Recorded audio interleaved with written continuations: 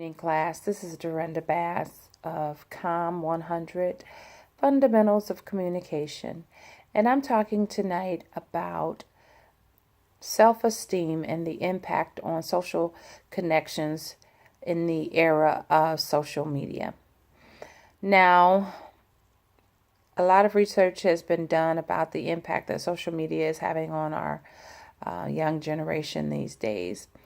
Mainly the inability to communicate effectively with peers and adults has been one of the biggest concerns regarding our social media.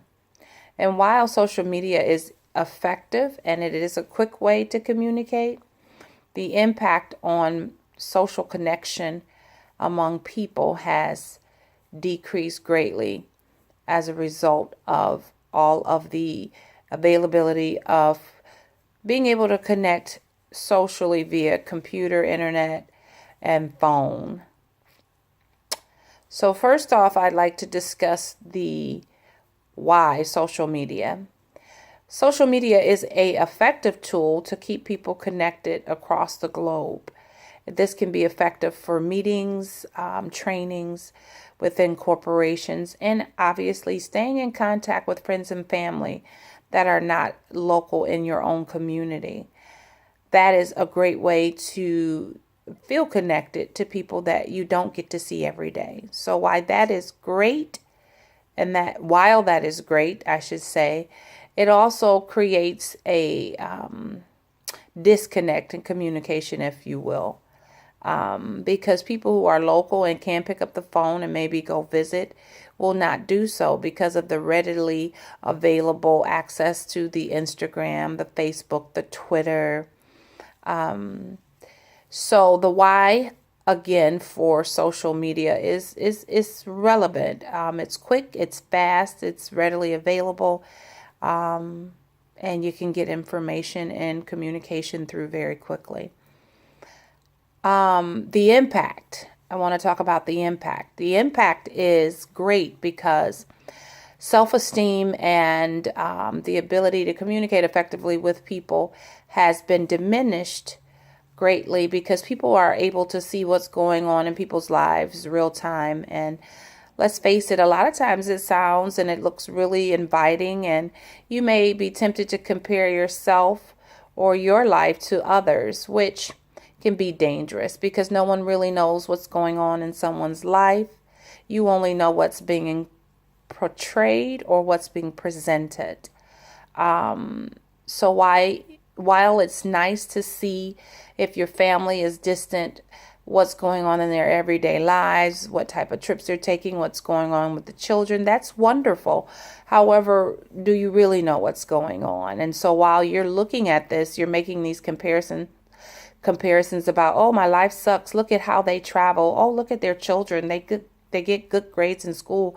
Oh, she's doing wonderful on her job. And again, that looks wonderful and can have a purpose, but it can impact your ability to, one, view yourself correctly and life in general correctly. And it can also affect how you feel about yourself individually. And then within that is the inability to, again, really connect psychologically with people outside of what you see, but connecting with them verbally.